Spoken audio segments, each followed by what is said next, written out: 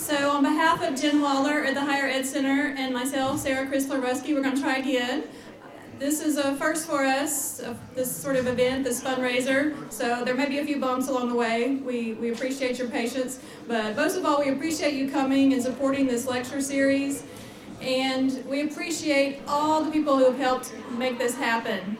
We do want you to feel free, we're going to shut these doors, but to feel free to if you needed something to drink or eat, you don't have to stay seated, you don't have to, but if you want to visit and talk, the other room is there for that. And all the performers are prepared for a mobile audience, and so don't worry about disturbing the event. We're casual. We're not going to freak out. Hopefully, if there's movement in or noise in the audience. So please feel free to move and get up as you need to. The restrooms are down the hall, by the way, in case you didn't know. So again, let me start over with thanking everybody. Jen Waller at the Higher Ed Center and myself, Sarah Chrysler-Rusky at the Carnegie Library. We're so excited to have such a wonderful crowd. We were really wondering what was going to happen after all the snow and ice and people wondering if we were going to cancel. But we're so pleased to see all of you and so grateful for your support of the Community Book Talks lecture series. This is like I said, our first fundraiser for this event. We've had grant funding, but that was only for 3 years, so we really want to keep it going. We've had some great lectures, some great authors, Lois Lowry, Natasha Trethewey, and many others, Caroline Kennedy, in the last 3 years. So we want to keep that going, and you're helping making that happen. And this is a little bit different also because usually it's been a relatively small group who's put it together. We've had definitely some dedicated supporters and helpers, but this is really expanded, and all the food was prepared there were several restaurants, so check your program for our restaurant supporters. We're grateful to them. But a lot of it was done by our friends. So we're really grateful to all of you who cooked brownies and made dips and did all that sort of thing. We're grateful to people who sold tickets. We are grateful to people who took up tickets. And our advisory, we created an advisory board this year, and that's new. So we have a great group who's been helping us pick authors, helping us plan this event, helping us put it on. We thank Jesse Wright, who has prepared the script this evening and organized the musicians. And we're very grateful to the musicians who are donating their talent this evening. We have a great varied group of Clarksdale talent, and you know how talented Clarksdale musicians are. And we're grateful to our readers. We have just community members who have been willing to help us do this. It's kind of a little different activity, but we think it'll be fun to have an interspersing of Coahoma County history. I'm sure you'll learn some things you didn't know. I know I did when I was reading the script. And so Coahoma County history and music together, and lots of good food and wine and water, so help yourselves. And like I said, it's a first for us, but we hope it's the first of many, and we hope you'll join us as the years go by, and as the format may change a little bit. We're learning a lot from this event, and we may alter it and change things up as we go forward, but we hope you'll continue on the journey with us. And we also hope you'll join us for the lecture series itself, because that has been really fun and enlightening, and that starts just in 3 weeks from now with Sharon Draper, who's a young adult writer, and a lot of the teachers in town are really excited about her, and we are too. And we'll have Ace Atkins in April and Curtis Wilkie in August, and we still have 2 to fill in for our schedule for 2015.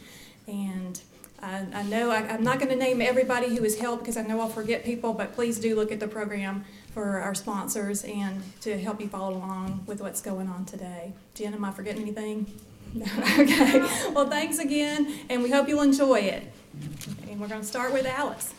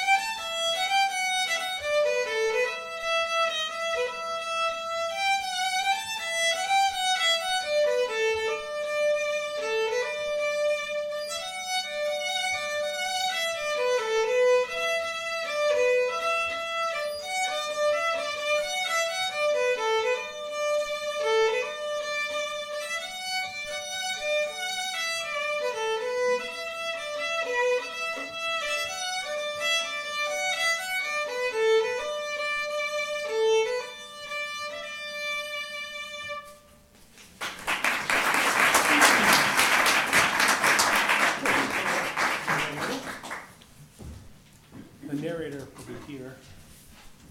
And then Rodrigo will stand behind that microphone.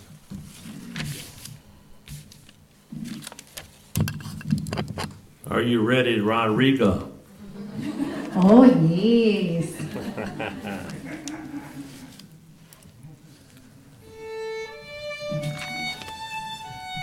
We don't know who saw this land first. We don't even know when the first people arrived exactly. Although there's evidence the first people got here about 9,000 years ago. At that time, the earth was much colder. Ice sheets in the north meant the Mississippi coast was far south. And it meant the Mississippi River was not yet mighty, and the land was not quite so wet. The people who settled here didn't have a written language, and so their impressions and their desires and their fears were not recorded. The first written words we have about this land, the land of Coahoma County and Clarksdale, were written by a Spaniard.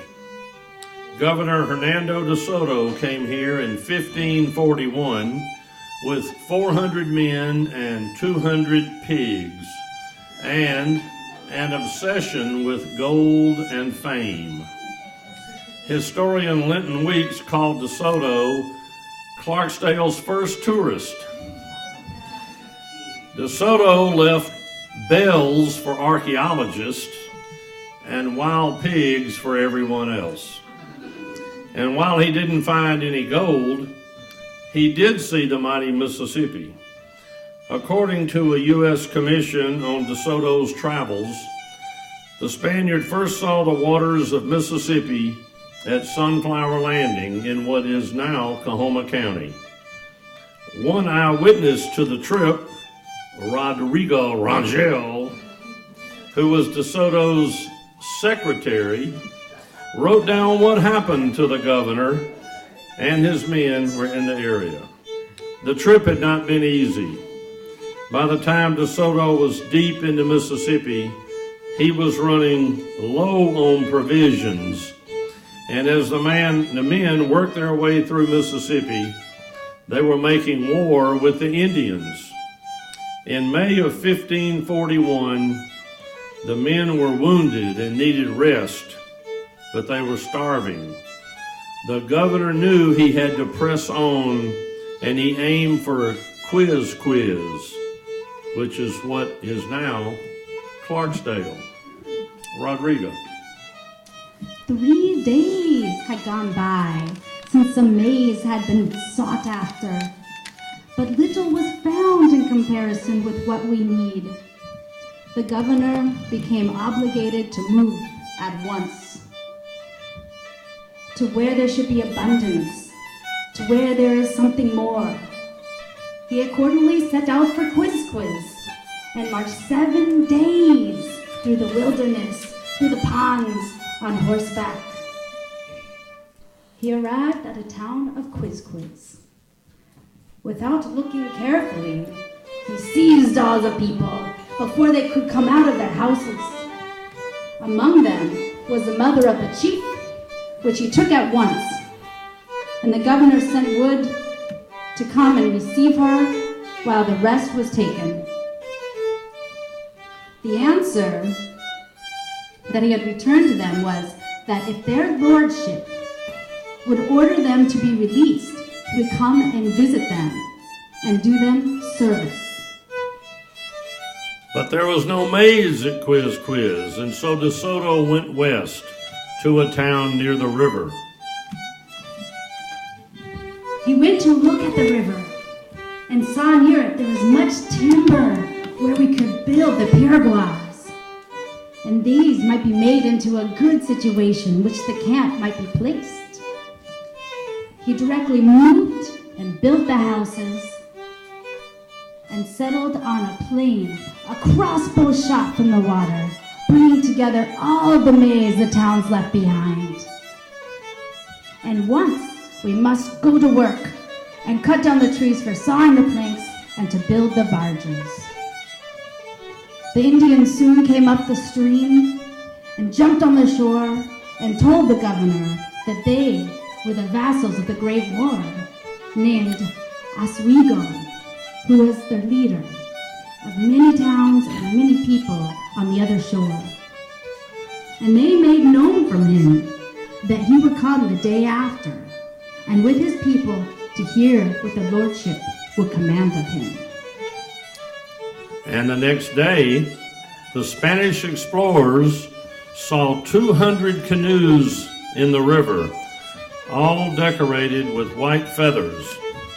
In the boats, archers stood, including John Rusky, holding their bows and arrows and aiming their arrows at De Soto's men. The Indian warriors were painted red. A smaller number of canoes came toward the Spaniards, offering gifts. De Soto tried to lure the Indian chief ashore so that he could take him hostage. But the Indians saw that the Spaniards were heavily armed and were not to be trusted. As the Indians began to retreat, Spanish crossbows let loose a volley of arrows that killed some of the warriors. From then and for the rest of the month, the Indians kept away from the Spaniards. With their stolen corn and plentiful supply of trees, the explorers set to work crafting boats in order to leave in them. In mid-June, De Soto and his men left Mississippi under the cover of darkness.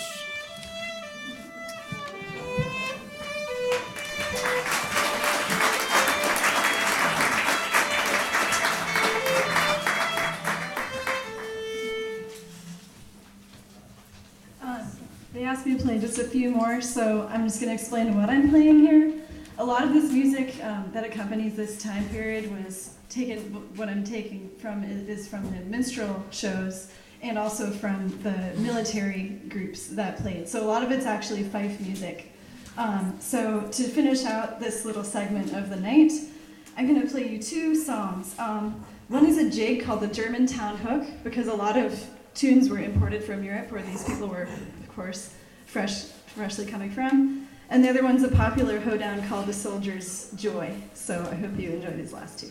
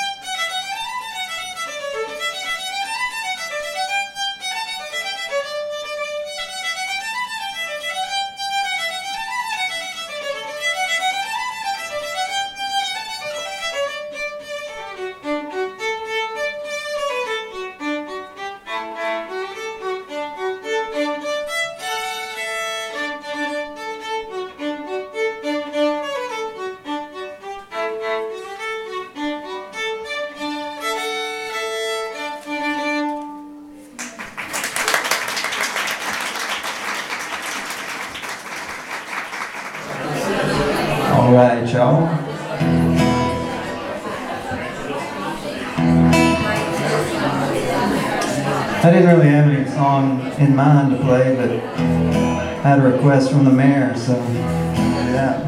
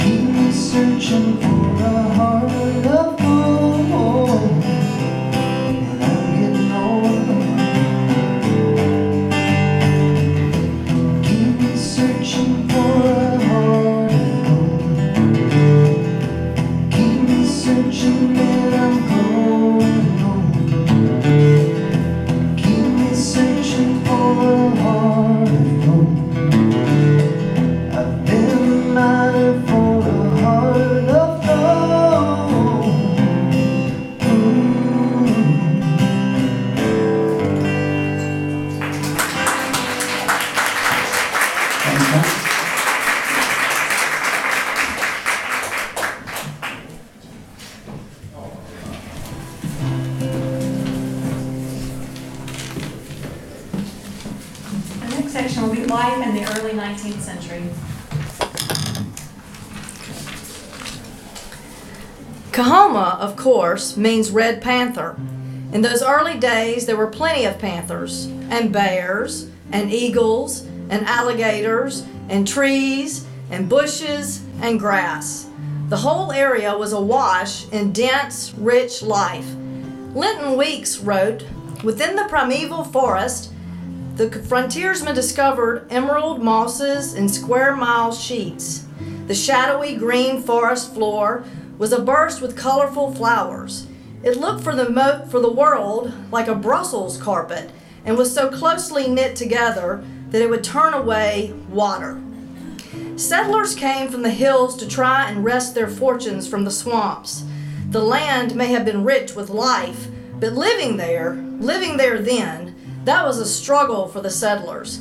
In a letter home to her mother, Mary Jane McGee who was an early settler, wrote in July 1842 the following. The Delta is certainly the finest land in the world, but it is what I call a horrid country. You can't go a mile anywhere without having a bayou to cross, and some of them as large as the Pearl River. And them thick with fish of every size and shape, and the water as thick as gumbo. There is no good water, none scarcely at all. It all tastes of copperas, and wherever it runs, it dyes the ground a deep copperous color. Now God knows you don't know what a fever my hands and arms are in while I'm writing. They are covered with lumps as big as peas. The infernal mosquito, them in the water, are all the objects I have in the world to this country. Almost all have been sick since we came here. Mary liked to have died. We were all water sick for some time. I thought I should die. But all of us soon got over it. There are plenty of bald eagles here. Panthers, wolves, wildcats, possum, coons, rats, snakes, lots of all kinds of ticks and fleas in the woods, and everything else that is meat. But there was the soil. Always the soil. You couldn't ignore it. This is, of all countries, the land to make a plenty to live on it. The finest soil for vegetables. We have lots of vegetables, and cabbage in particular. I wish you could see some of our turtles. Plenty of them weigh 150 pounds. Tell Jade I would like to send her one of the shells for a cradle. I have them to put slop in.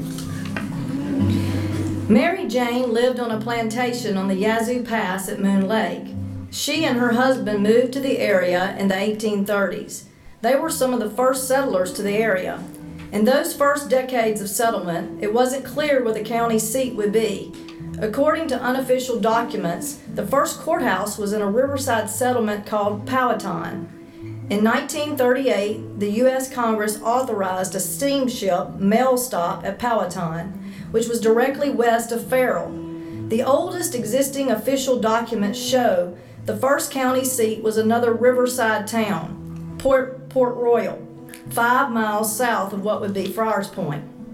But the river had a habit of claiming riverside towns and changing course. And by 1842, the county seat moved again, this time to the town of Delta. The port town was officially incorporated in 1848, but it had been growing for the past decade. It is said the town had no church, but it did have a bar.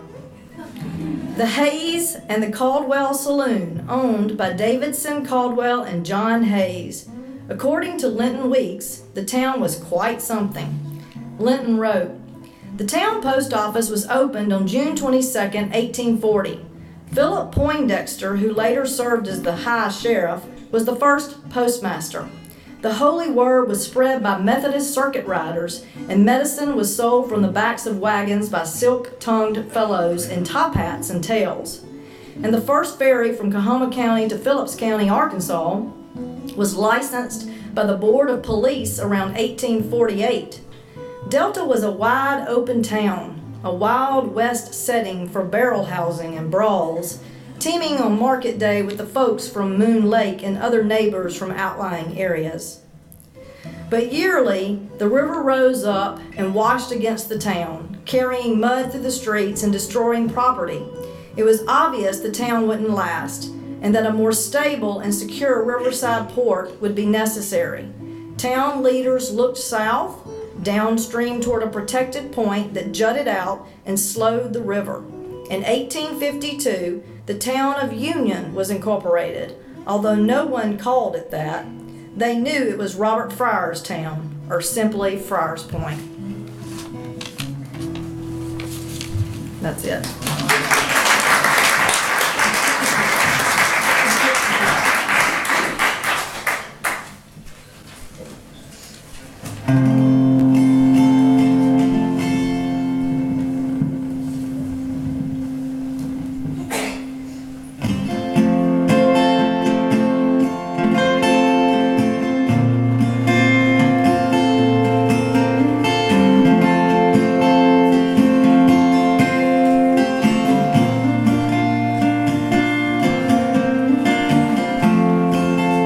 I've been circling the wagons, the roads are closed.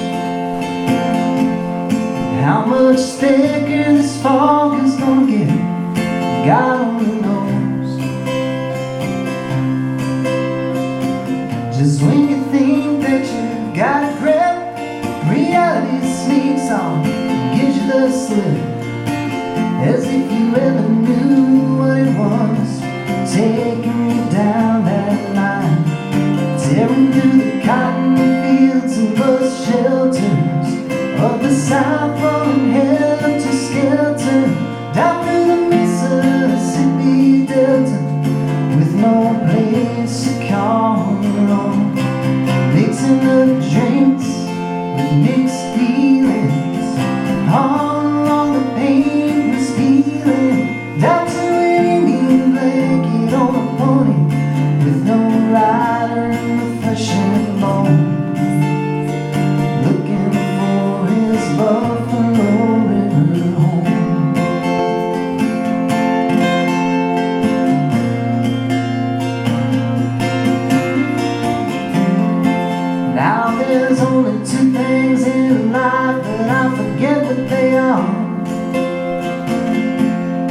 like a reeler hanging on a moonbeam's coattail, wishing on the stars. Just when you think that you've been gypped, you're pounding the pavement in your daddy's wingtips, as if you had someplace else to go, or a better way of getting there. Tearing through the cotton fields and bus shelters of the South, running helter-skelter down through the Mississippi Delta, with no place to call your own. Mixing up drinks with mixed feelings, all along the pain was healing, down to an Indian blanket on a pony, with no rider in flesh and bone, looking for his Buffalo River home.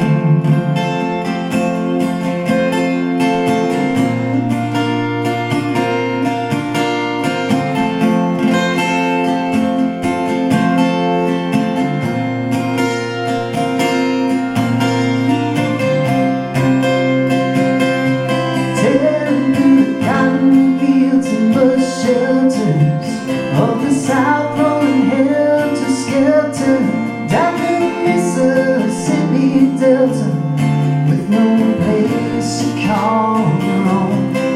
Mixing up drinks with mixed feelings, all along the pain was feeling, down to an Indian blanket on a pony, with no rider in the flesh and bone, looking for his Buffalo River home.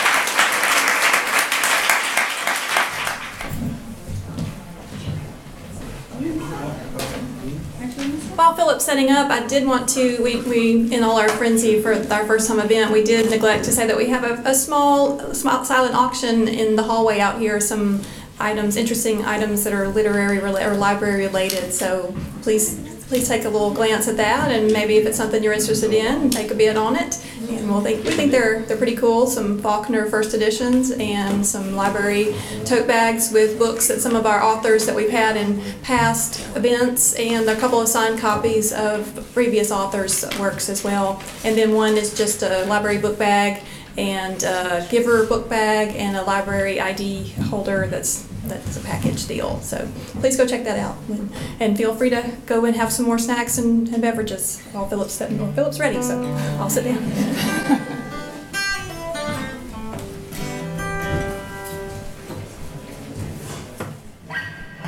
It's pretty loud, so I'm going to try not to blow y'all out of here. In stereotypical fashion, since we're talking about Clarksdale, I'm going to focus on the blues, but since we are talking about early Coahoma County and Friars Point, we're going to talk about probably the most important resource in early Coahoma County, and that was the railroad.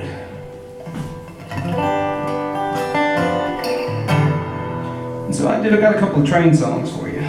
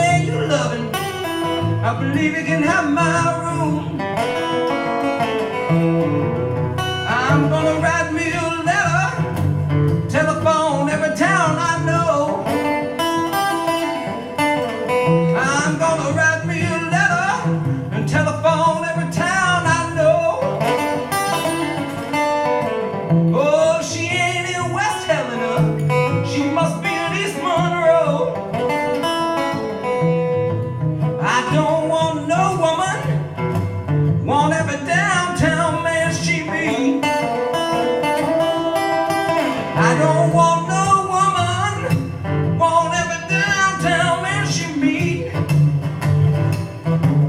Well, she had no good done it. They shouldn't allow her on the streets.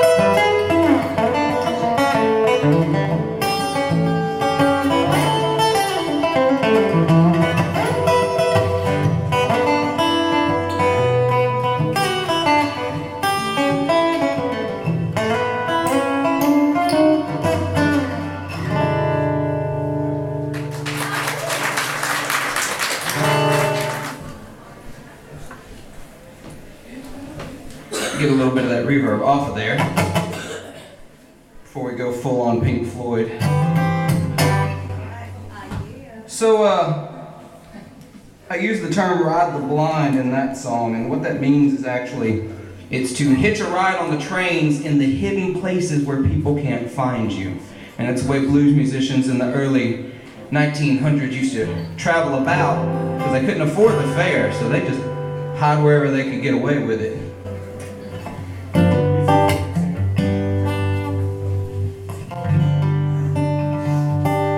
Next song's a Robert Johnson tune.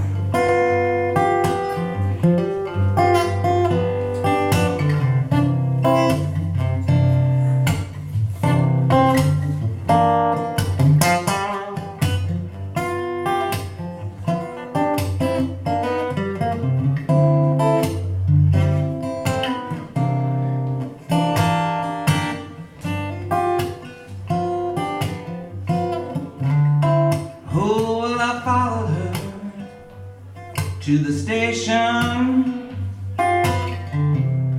with a suitcase in my hand. Oh, I followed her to the station with a suitcase in my hand. It's hard to tell with all my love's in vain, well, all my love's in vain. That train rode up to the station, well, I looked her in the eye.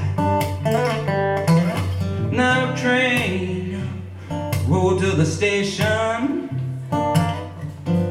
well, I looked her in the eye. Well, I was so lonesome, oh so lonesome, oh, I could not help but cry. Well, all my love's in vain.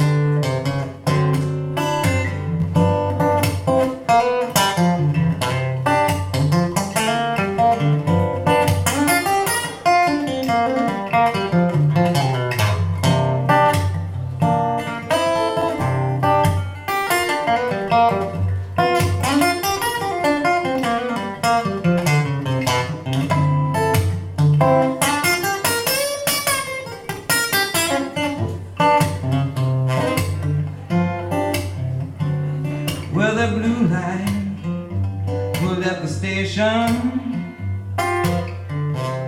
There's two lights on behind. When that train left the station where there's two lights on behind.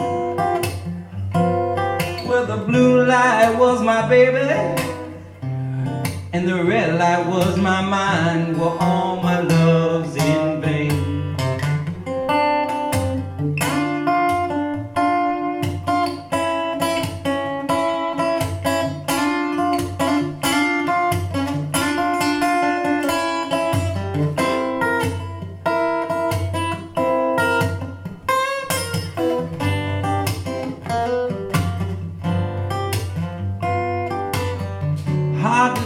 Hard to tell, were all my loves in vain? Were all my loves in vain? You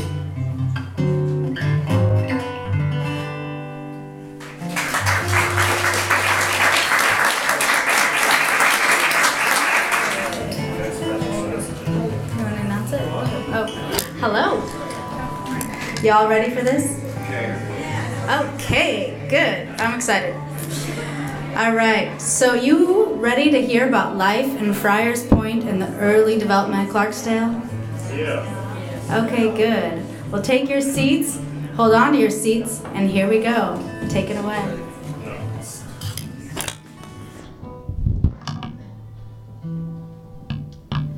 Nestled along the banks of the busiest, most important commercial highways in the middle of America, Friars Point. It thrived in its early days. Its proximity to the river opened Mississippi to markets around the world. Yeah, and it brought all sorts of things to it. The Catholic chapel in Friars Point, it was dedicated in 1875. And the first recorded baptism is of Cosimo de Antonia in 1892. His parents were from Sicily, but his family would be Mississippians.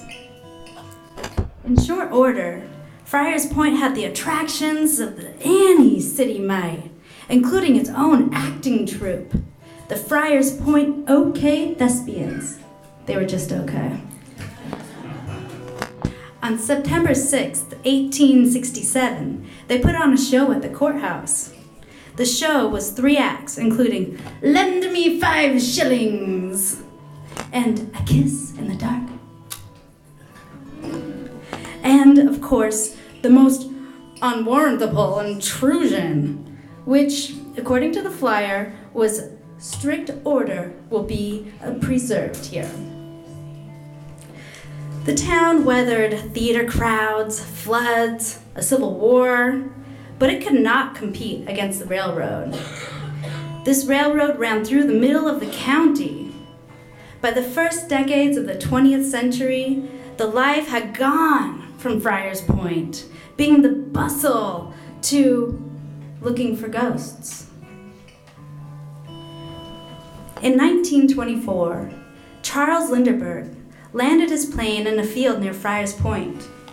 And in his autobiography, which was entitled We, he says he went to a haunted house in search of haints.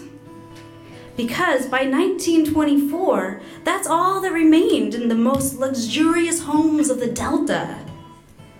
Oliver Edwards even wrote about the magnificent mountain of Dan Scott, an attorney who had built this mansion in 1888. All was gone. It stood on an immense lawn studded with magnolias in the north part of town, cut off many years later by the new levee system of the 30s. It proudly faced west and the river. Though the weeds grew high in the desolate years before it was torn down, nothing, not even the swinging, banging shutters and the gaping, broken windows, could take away the aura of luxurious living and gracious hospitality that overhung the giant, forsaken home. No great traumatic event of the type that supposedly triggers so-called apparitions ever recurred inside its walls, say people who remember. Grief was known in the home, however. The 10-year-old son of Mr. and Mrs. Scott died there of yellow fever. 6 sisters survived him. This particular home was known from Memphis to Vicksburg and even farther for its brilliant entertainments and hospitality. In fact, statesmen, belles, diplomats, and guests, young and old from all over the South, visited the elegant mansion. It was built and staffed for constant festivities of a happy, carefree life, for balls, dinners, house parties, euchre parties, teas, receptions, and masquerades.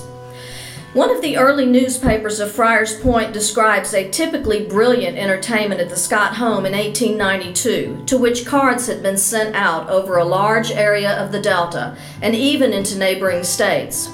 Chinese lanterns in double rows on either side of the concrete walk lighted the way to the front entrance. There, each guest was personally welcomed by the receiving line. It is said the house had especially beautiful gas chandeliers, particularly on the newel post in the reception hall, where a large figurine held the light. The house was brilliantly illuminated and handsomely decorated with flowers, and every room was thrown open to the guests. An Italian string band was present to discourse sweet music for the dance. At 9 o'clock, the dancing commenced, and until midnight, the lazy waltz, stately York, and other dances were indulged in, with a quadrille for the older people. After its purchase by Mr. and Mrs. Robinson Sr. in 1899, and lasting until 1920, the house knew only gaiety and laughter. Mrs. Robinson, who was the former Miss Mattie Fisher, died, and as if the heart of the big house had passed with her, the Robinson family disposed of their property and came to Clarksdale. And then, in 1925, the Press Register reported that the grand old Friars House Point was in shambles. Considerable damage has been done to the haunted house by visitors who have sought to force their way inside the building, said to be inhabited by spirits. The trap door to the roof has been torn off, and the inside of the house has been exposed to the elements. Visitors are requested to desist. And by then, the International Riverport had faded. Looking back, it's easy to see that the railroads came through, and then the automobiles, and that Friars Point, it would never survive that county seat. But if anyone saw the future in the mid-19th century, it was John Clark. Clark was born in England in 1823. He came to Canada and then to Philadelphia with his family. His father was an architect, and it was he who brought the boy to the South, to New Orleans in 1838. On the trip, they got sick. They got sick with yellow fever, and Clark's father died. But the younger Clark enjoyed the South. He loved the South, and he resolved to make the region his home. According to an interview with his grandson, Charles Clark Jr., John Clark came to Kahona County on Christmas Day. He first set foot in Kahoma County on Christmas Day, 1839, where he landed on a steamer at Port Royal. For some years, he worked in Kahoma County on timber crews.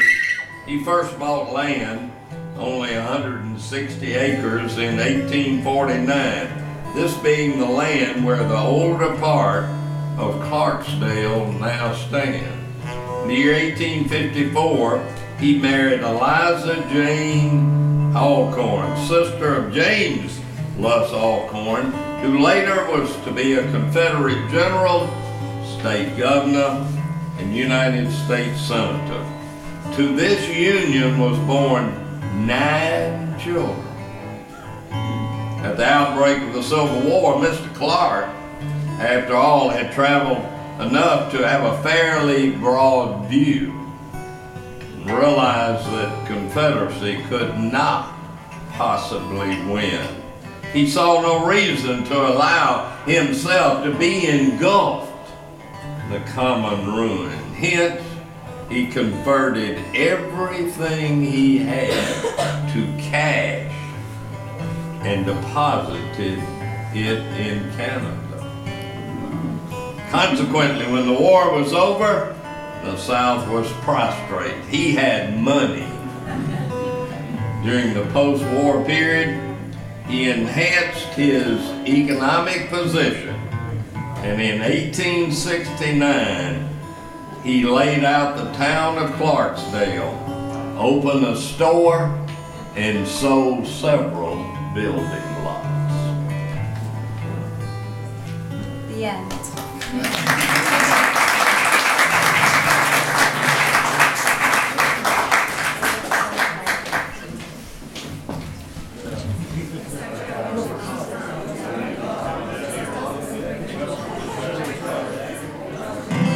This happened once before when I came to your door.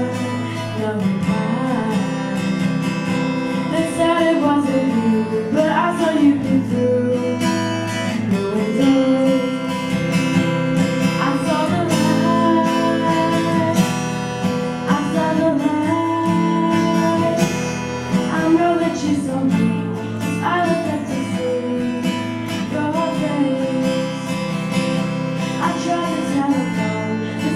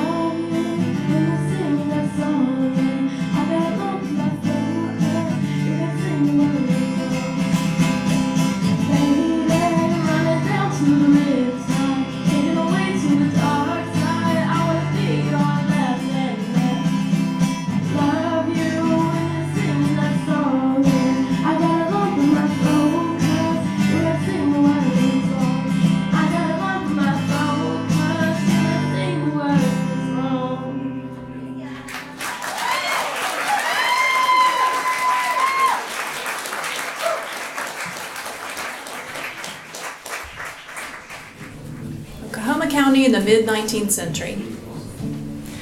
By the late 19th century, the county was depending less and less on the mighty Mississippi and more on the railroads. After the Civil War, when the railroads came through, they opened Clarksdale to the world. Only a few decades after Friars Point was named the county seat, there was talk of moving it inland, away from the banks of the Mississippi. The businessmen of the county were determined to look to the future, and more than a few saw that future in Clarksdale. Since its inception, the city has always had its cheerleaders, and the local papers often cheered the loudest. On June 1st, 1916, one of the afternoon papers published a list of Clarksdale's qualities. The article, which is really just a list of words, was headlined, Clarksdale, the north spot of the Delta, has life, vim, push, health, wealth, energy, fine hotels, waterworks, much society, ample banks, paved streets, big payrolls, Elks clubs, pretty women, many hustlers, electric lights, many churches, one ice factory, the company library, many new houses, the daily register growing very fast, 3 good schools, 1 wagon factory, 4 large suburbs, 2 large oil mills, 3 lumber plants, pure drinking water, the Progressive Club, 2 large compresses, 3 large public generaries, a first-class baseball team, 25 passenger trains daily, new 119,000 federal building, and the best club secretary in the state.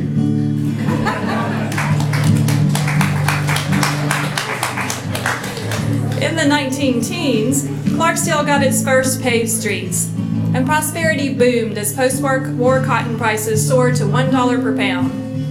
In the early 20s, one publication wrote that Clarksdale has grown from a mere village to a city of metropolitan proportions in the course of a few years is proof enough that the possibilities are unlimited. In the matter of public schools, church, homes, and with its fine artesian water, Clarksdale ranks high above its neighbors. Always the best that money can buy and human ingenuity can devise and build is the motto of the city. In those days, Clarksdale was attracting residents from all over the world. Italians in particular were coming from Europe to find steady work in the Delta. Italians came later to Clarksdale than to other river communities, but by 1907, J.W. Cutrer had Italians working on his plantation in Buffalo. His Italians came via Luigi dell'Orto, a New Orleans broker, who used Rosati Deodato, an evangelical preacher, to recruit in the Italian countryside, preaching the virtues of immigration. On roads and rail, the world was coming to Clarksdale, and the late 19-teens and 20s were a time of growth and cultural change. Jazz was becoming popular, as was the blues. Up north, in factory cities, the U.S. prepared for and entered World War I, and those factories needed labor. Many Mississippi-born African Americans migrated north from the Delta, and people from all over the world moved into the Delta to take their place. But while most of Mississippi saw a decline in African American population, the Delta saw an increase. African Americans from the depressed hill country were coming to the Delta, looking for more promising work in the fields and in stores. And the fields attracted more than hill country folks.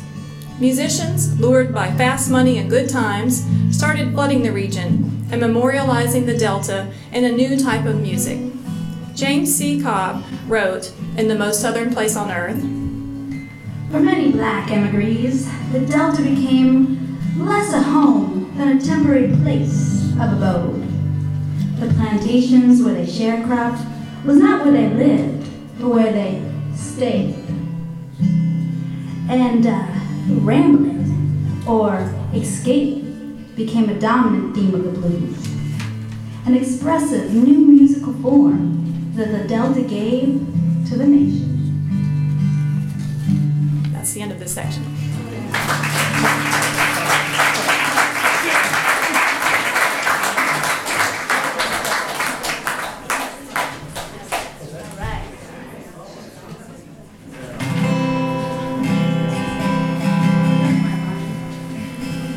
It is the evening of the day. I sit and watch the children play. Smiling faces I can see, but not for me. I sit and watch a series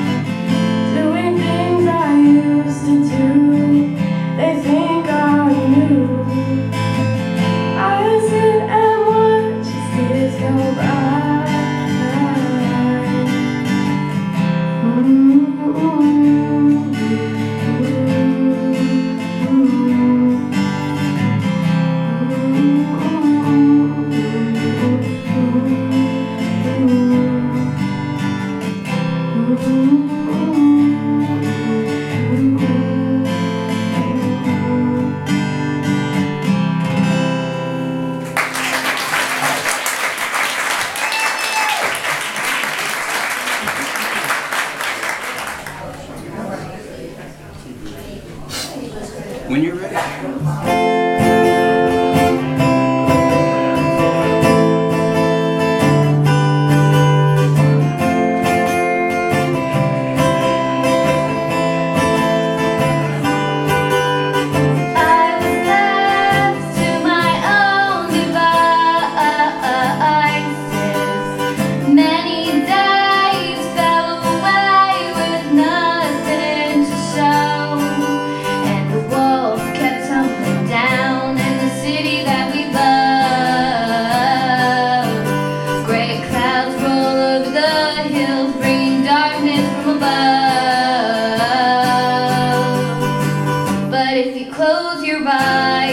Does it almost feel like nothing changed at all? And if you close your eyes, does it almost feel like you've been here before?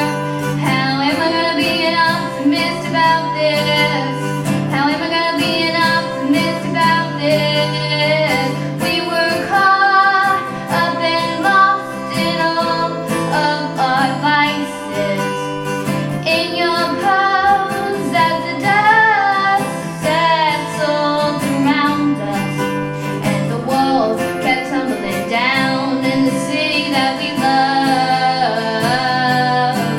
Gray clouds roll over the hills, bringing darkness from above.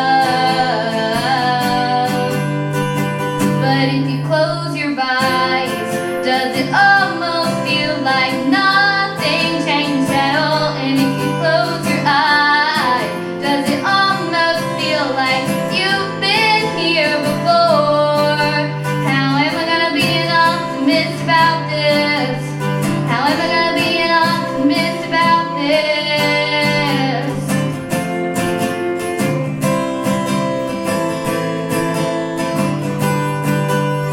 Oh, where do we begin? The rubble or our sins? Oh, where do we begin? The rubble or our sins? And the walls kept tumbling down in the city that we love. Gray clouds roll over the hills, bring darkness from above. But if you close your eyes, does it almost feel like nothing changed at all? And if you close your eyes, does it almost feel like you've been here before? How am I gonna be an optimist about this? How am I gonna be an optimist about this if you close your eyes? Does it almost feel like nothing changed at all?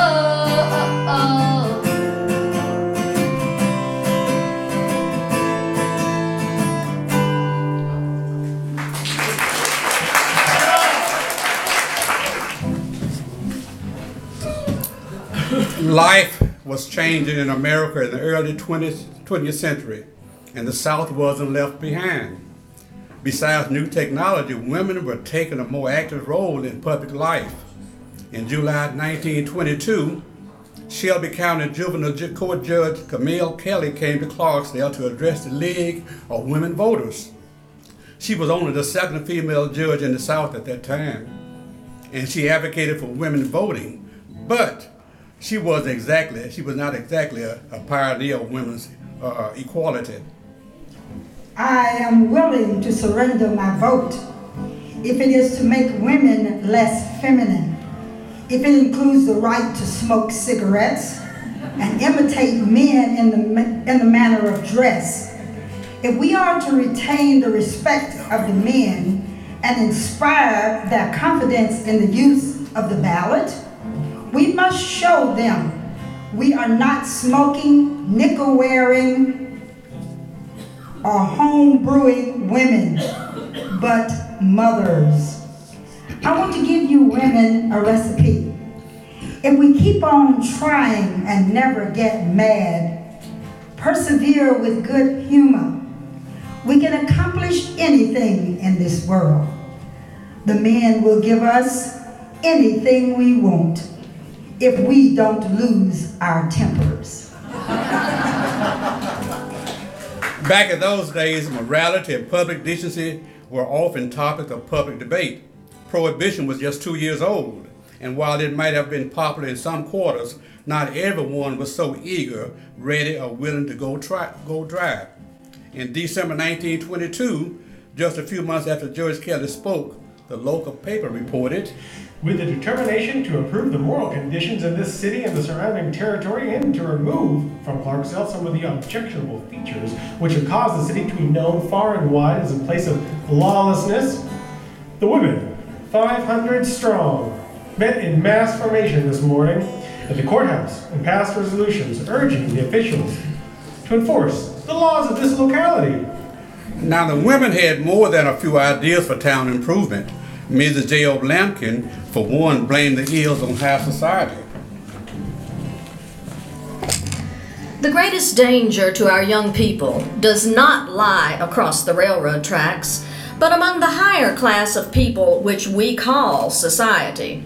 I have heard some disgraceful things which have occurred recently in our city at the dances which have occurred at the Elks Club, and I would suggest that the officers of the Catawba Dancing Club be requested not to permit boys under 21 years of age to belong to the club or be allowed on the dance floor.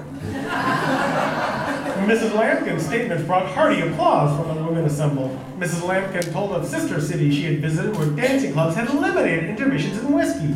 But several ladies rose to the defense of the Catawba Dance Club, stating that the officers of the club had no jurisdiction over those who left during intermission, and they were powerless to prevent riding in automobiles. It was also stated that the Catawba Club members had always welcomed mothers and girls to their dances, but if the mothers failed to attend, it was because they did not desire to do so. Back in those wild days, it wasn't just Catawba dancing in an automobile where kids got their kicks. The Carnegie Public Library itself was once home to passion and desire. In January 1926, the paper reported the library had closed its reading room after hours due to too many unsavory rendezvous by students. And the paper reported, "Since the reading room of the public library has been closed during the evenings for school students, the rendezvous of many flappers and their beaux has been abolished. It was so easy for son or daughter to tell their mother and dad their schoolwork would require a trip to the library to look up reference work. Here, schoolwork was often discarded and instead, an enjoyable date was fulfilled. The one librarian on duty at night was unable to act as chaperone, issue books, assist public readers in search for material, and attend to the many other duties of the position. So, the reading room has been discontinued, and school children will be forced to visit the library for reference work before 6 o'clock, as books will not be issued at night. The younger set is now casting about for another new line for the home folks."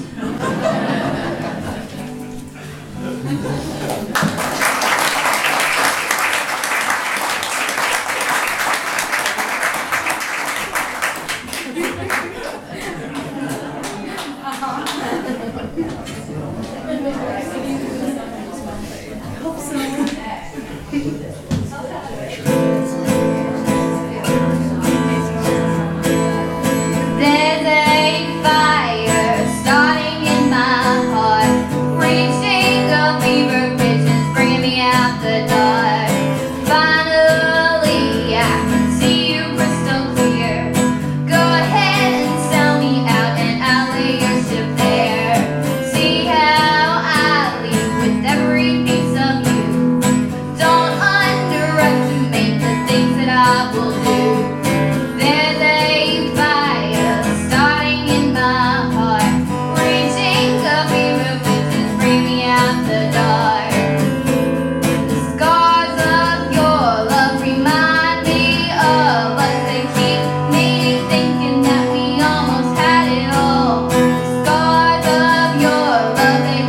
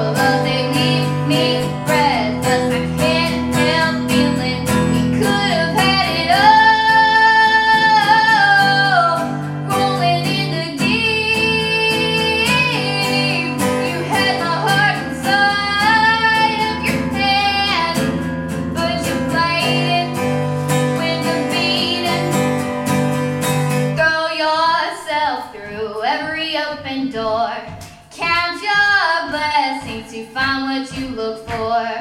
Turn my sorrows into treasured gold and pay me back in kind. You reap just what you sow.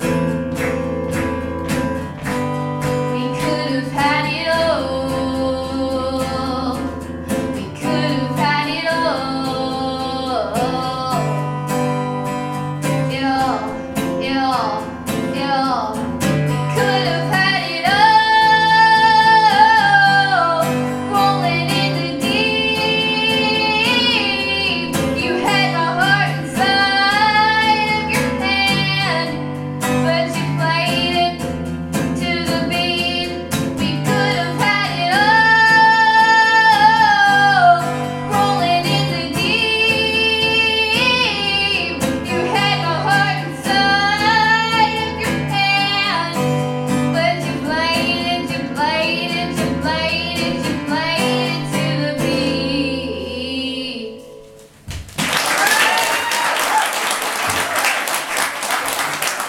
And thank you everybody for sticking around. Up next, we've got some music by Megan Make.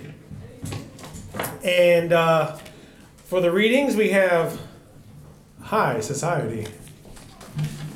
Yes. It's appropriate we're in the Cutrer Mansion for this.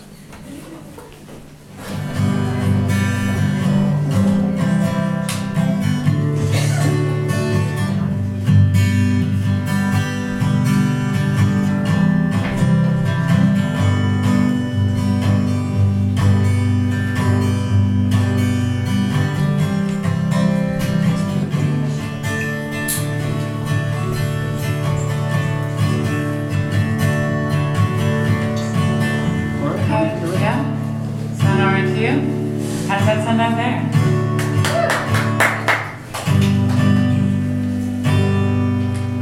For all I see in these fields, growing row on row for infinity, there is so much more unknown than what is planted then is sown. Follow the road till it meets the sky.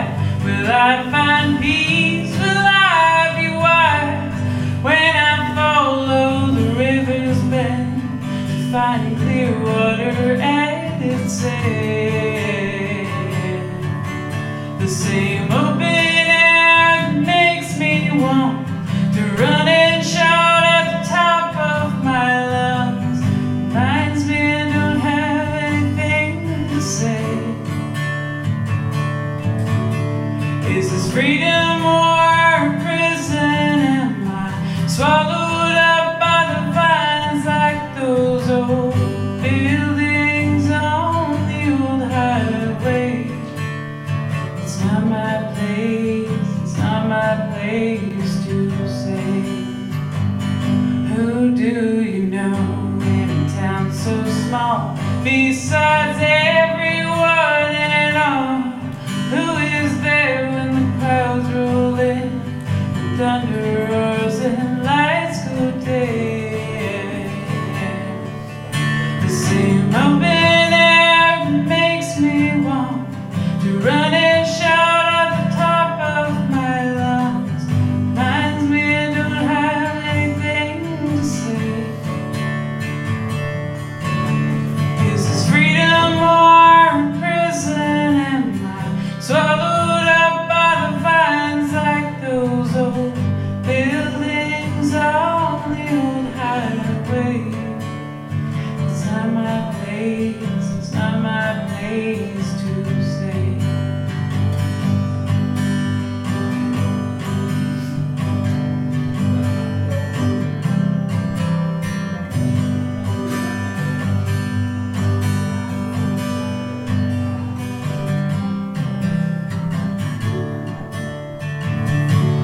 Am I meant to stare through the window to the people outside?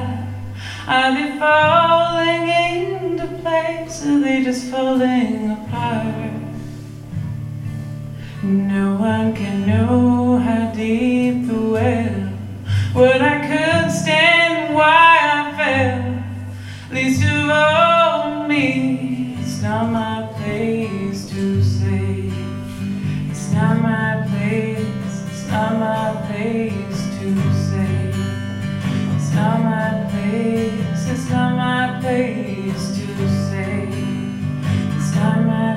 place. It's not my place to say.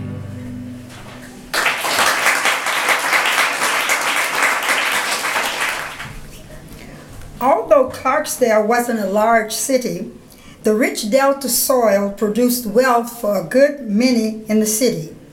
The land brought wealth, and the railroads took the money from the delta across America, where they brought culture back to the delta.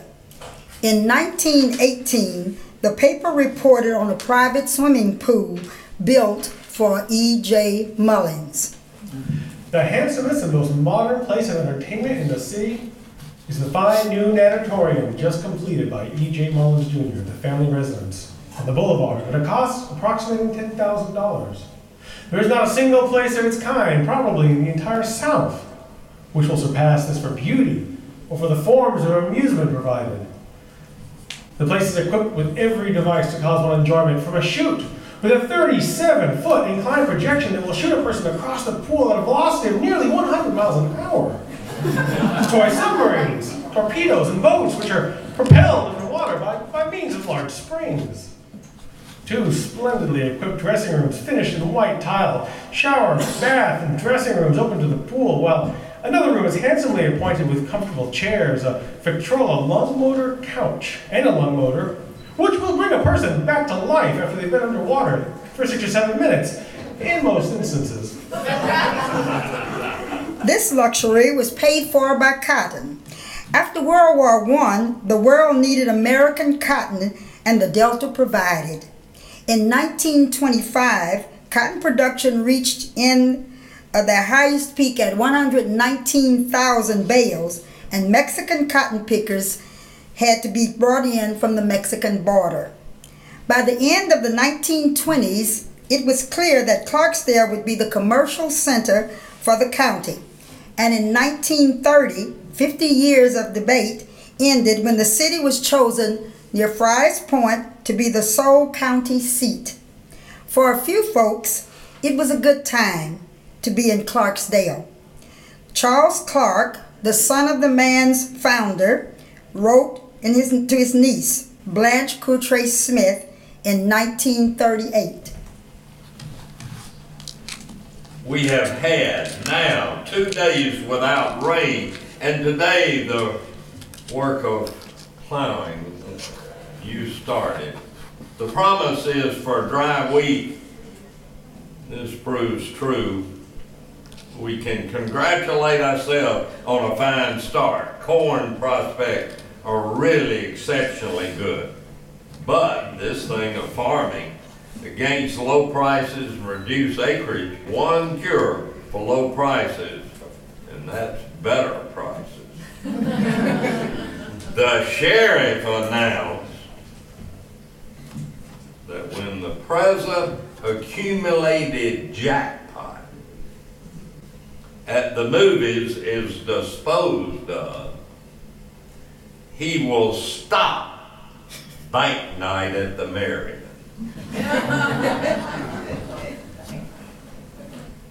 Goodness knows, I hope so. My wife is positively nutty of the subject and will let nothing prevent her from attending bank nights.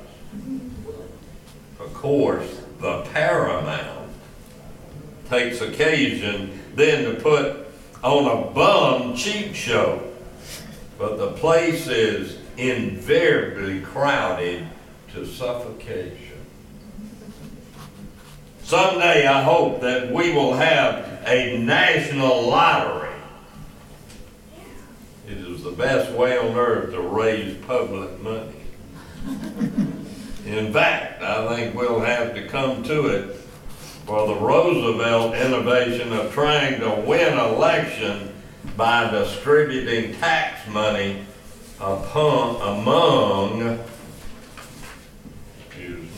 two stuck together voters is surely here to stay. Even if Republicans won, they would retain the system. There's an old saying that the appetite grows with that which it feeds upon. It does. And whether it is whiskey head looking for liquor or a common run of voter looking for a government handout, the demand is always for more. It causes me to wonder all the great civilizations on the planet having gone down from this cause. I see the president vetoed the bill to build a bridge across the Mississippi at Friars Point. Well, it's a good deed. Who wants to go to Arkansas anyway? There's no road system on either side of the river which would fit it in a bridge so located. And it is a strange sort of fella who hasn't brains enough to consider such facts. Saturday night, my wife said to me, "Are you going fishing tomorrow?" Of course, I had planned to, but there was a wistful note in her voice, and I rose to the occasion. "I am at your service." I felt like Geronimo when he threw his purse to the ground. What a magnificent gesture. I had vision of endless calls on the Reeses and Bertie and Margaret and so on and so. My wife immediately assumed that famous business-like air of hers. "Then," said she, speaking rapidly, "I have a number of things for you to do. First, second, and third," and she began to count them off her fingers. That woman has 20 fingers. And the things she ticked off were all jobs. I started at 5 o'clock in the morning and I ended at dark. Next Sunday, I'm going fishing.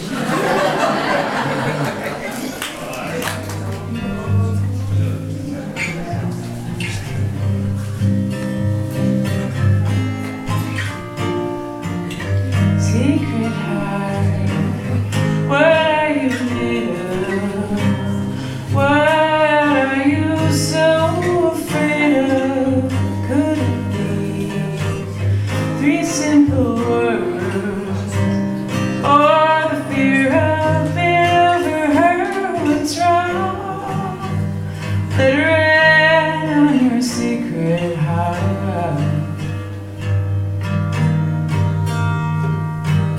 Secret heart, why so mysterious? Why so sacred? Why so serious? Maybe you're just acting tough. Maybe you're just not man enough. What's wrong? Let it rain on your secret heart. This very secret that you're trying to conceal is the very same one that you're dying to reveal. Go tell her how you feel.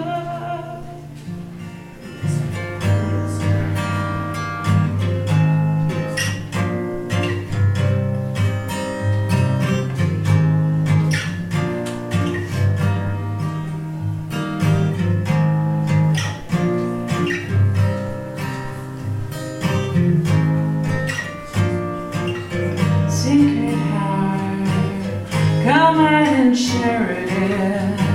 This loneliness, if you can bear it, maybe it's got something to do with admitting that you just can't go through it alone. Let it rain on your secret heart. This very secret that you're trying to conceal is the very same one that you're dying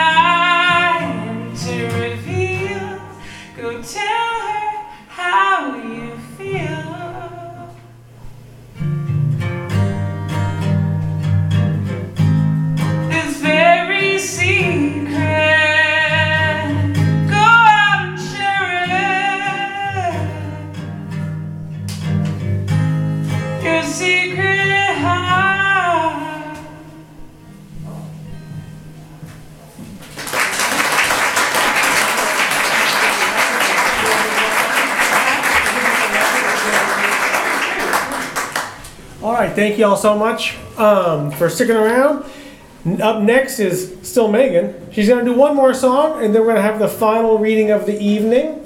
And that is going to be The Birth of the Blues.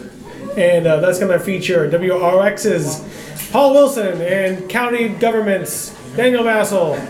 So don't miss that. And I want to say real quick, thank you so much to Philip. He's doing our sound. And if you can hear us at all, it's because Philip Carter. Everybody except Charles. Charles is on his own.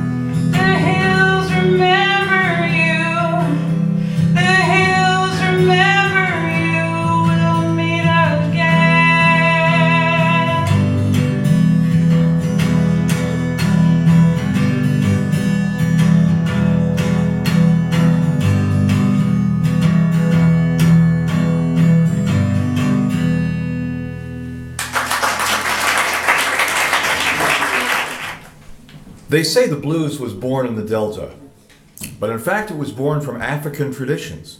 It could be heard in some form all over the South, yet it was in the Delta where the father of the blues, W.C. Handy, first heard something special and brought the music to the nation.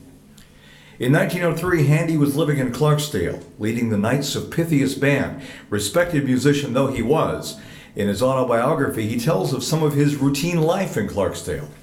In one instance, he recounts how a nearby shack caught fire and threatened his own home, filled with instruments and his wife and kids. One cold night in January, an outburst of gun and pistol shots awakened us from our sleep. This was a way of announcing in Clarksdale in those days that there was a fire. I ran to a window and saw the shack disappearing like a matchbox. The flames reached out in our direction time and again. I began considering what was most worth saving among our household effects. There was a collection of books that had value. There was an upright piano and a guitar I had bought in Mexico. Mrs. Handy ran for the baby buggy and gathered up the brood. I commenced to struggle with the piano.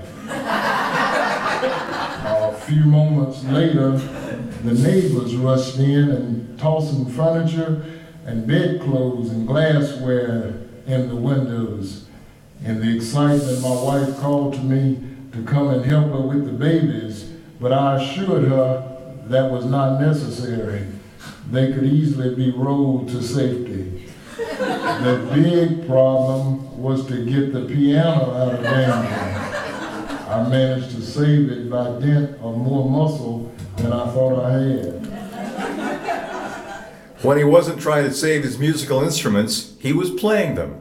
He and his band played for anybody and anywhere. One evening, while returning from a performance and waiting for a train in Tutwiler, Handy heard the music that would make him famous. One night in Tutwiler, as I nodded in the railroad station while waiting for a train that had been delayed 9 hours, life suddenly struck me by the shoulder and awakened me with a start. A lean, loose, jointed Negro had commenced plunking a guitar beside me while I slept. His clothes were rags, his feet peeped out of his shoes, his face had on it some of the sadness of the ages. As he played, he pressed the knife on the strings of the guitar in a manner popularized by Hawaiian guitarists who used steel bars. The effect was unforgettable. His song, too, struck me instantly. Going where the Southern crossed the dog. The singer repeated the line 3 times, accompanying himself on the guitar with the weirdest music I had ever heard. The tune stayed in my mind. The music was simple, he said. It wasn't a complex arrangement, the way he was used to writing, and it wasn't even all that appealing to him at first. But he said he heard it everywhere. It was, if nothing else, very popular in Clarksdale. A picture of Clarksdale during the years I spent there would be incomplete without the blind singer and footloose bards that were forever coming and going. Usually the fellows were destitute.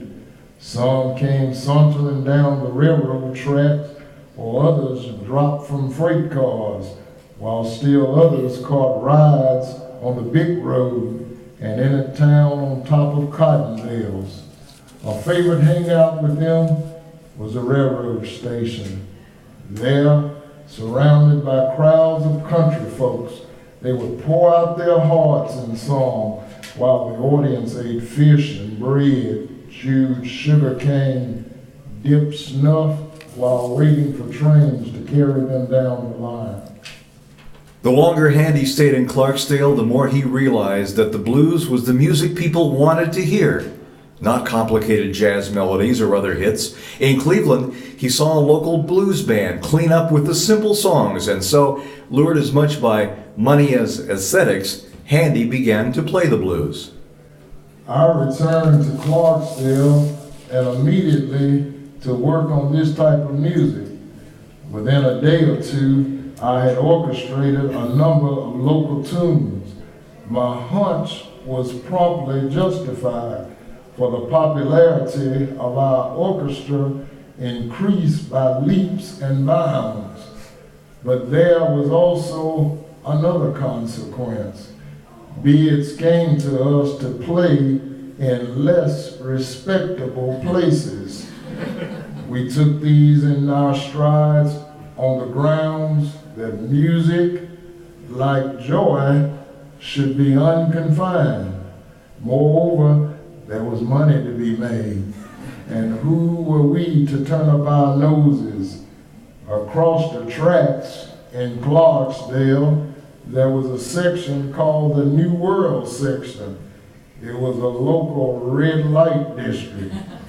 To the New World came lush octarons and quadrons from Louisiana, soft cream colored fancy gals from Mississippi towns. The shuttered houses of the New World called for appropriate music. This led us to arrange and play tunes that had never been written down and seldom sung outside the environment of the oldest profession. Boogie house music, it was called. Much of it fumigated and played in the best of societies. But then Dopey McKnight thumped out the tunes on a rickety piano. We took them up, arranged orchestrations, and played them to the wild approval of the rickety scented Yellow Gals and their company. I have always said that silver money has always been plentiful in the Delta. Now at last, we began to come in for our share of it. Between playing for dances in magnificent plantation mansions, from one end of the Delta country to the other, striking up the band for an occasional political candidate, conducting jam sessions in the New World, I made more money in Clarksdale than I have ever earned. This was not strange. Everybody prospered in that green Eden. Cotton stocks were as tall as Alabama corn. Delta land yielded 3 or 4 bales to one produced on the same amount of hill land. Music and cotton, cotton and music. Whatever changes we've seen in the Delta since 1903, there is still the music and there is still the cotton.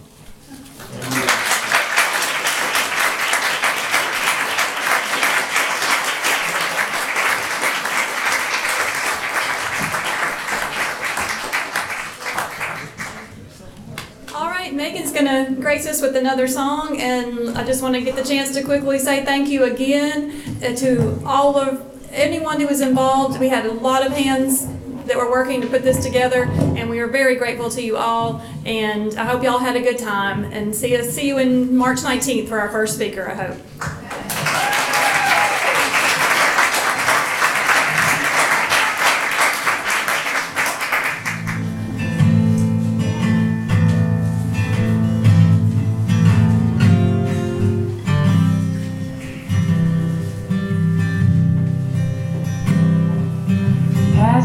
Train rattles and it shakes. It snorts, roars, blackens, dry grass in its wake. The air sweeping in its wake. Dust blows over cracked and dry ground that begs with open mouth for a drop of rain upon this town. A drop for this poor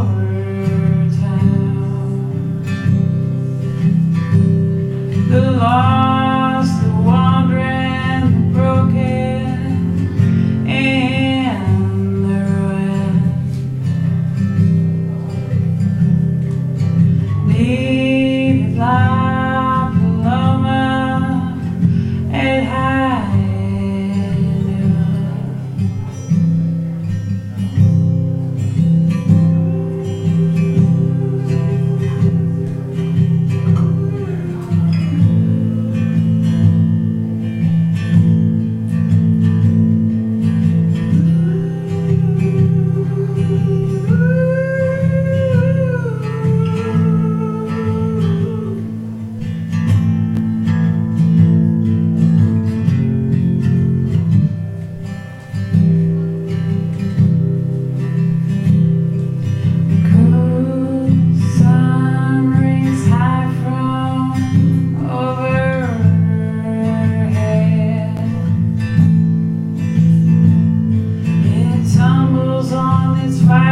arc leaves her fade, dusty red. It stains that dusty red. I see for even harder souls. Weary breath and aching bones, thank God we're finally home. Thank God we're finally home. The lost, the wandering, the broken, and the ruined. Meet life below at high noon. Pile of bricks, bleached in wood and sand. From the sun, deliverance is divine.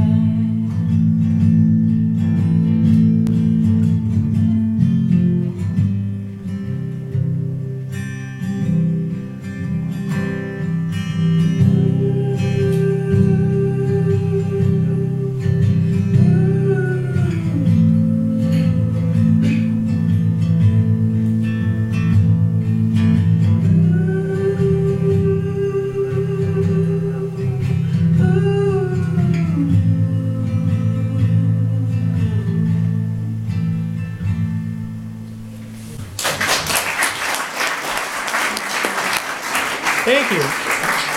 Megan Make, everybody. Megan Make.